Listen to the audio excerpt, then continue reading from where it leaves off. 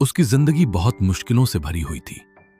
दिन भर खेत में मेहनत करने के बाद भी उसे इतना पैसा नहीं मिलता था कि वो अपने परिवार की सारी जरूरतें पूरी कर सके। रामू की एक छोटी बेटी थी और एक बूढ़ी मां। वो हमेशा सोचता था कि काश उसकी किस्मत भी बदल जाए। एक दिन शाम को जब रामू अपने खेत से घर लौट रहा था तो रास्ते में उसे एक पुराना मोबाइल फोन पड़ा हुआ दिखाई दिया।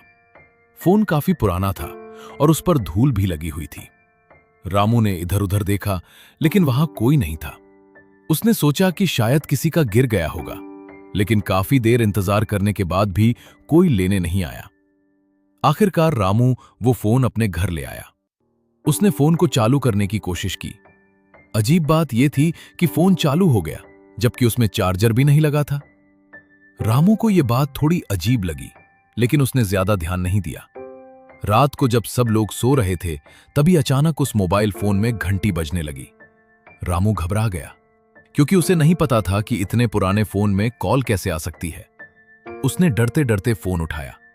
दूसरी तरफ से एक धीमी आवाज आई। आवाज ने कहा, रामू, अगर तुम मेरी बात मानोगे तो तुम्हारी जिंदगी बदल सकती है। रामू हैरान रह गया। उसने पूछा, आप कौन हैं और मेरा नाम कैसे जानते हैं? लेकिन उस आदमी ने अपनी पहचान नहीं बताई। उसने सिर्फ इतना कहा, कल सुबह सूरज निकलने से पहले अपने खेत के पुराने पेड़ के नीचे खुदाई करना। यह कहकर कॉल अचानक कट गई।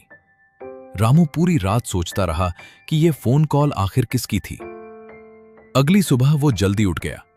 पहले तो उसने सोचा कि शायद यह सब कोई मजाक होगा, लेकिन उसके मन में बार बार वही बात आ रही थी। आखिरकार उसने तय किया कि एक बार कोशिश करने में क्या जाता है। वो अपने खेत पहुंचा और उस पुराने पेड़ के नीचे खुदाई करने लगा। कुछ देर तक तो उसे कुछ नहीं मिला, लेकिन अचानक उसकी कुदाल किसी लोहे की चीज से टकराई। रामू ने जल्दी जल्दी मिट्टी हटास वहां एक पुराना लोहे का बॉक्स दबा हुआ था। उसका दिल तेजी से धड़कने लगा। उसने धीरे से बॉक्स खोला और अंदर जो था उसे देखकर रामू की आंखें खुली की खुली रह गईं।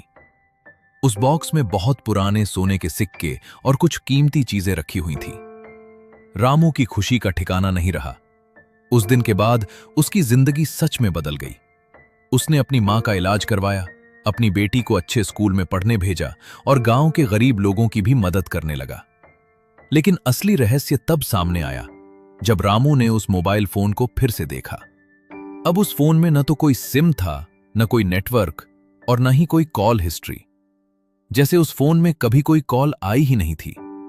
रामू आज भी सोचता है कि उस रात उसे फोन किसने किया था और क्या वो सच में कोई अनजान इंसान था या फिर किस्मत का कोई रहस्यमयी इशारा। अगर आप चाहते हैं कि अगली कहानी में और रोमांच आए तो हमारे चैनल बाबा@राष्ट्रीय हित को सब्सक्राइब करें और बेल आइकन दबाएं। पार्ट 2 देखने के लिए तैयार हो जाएं, जल्दी आएगा।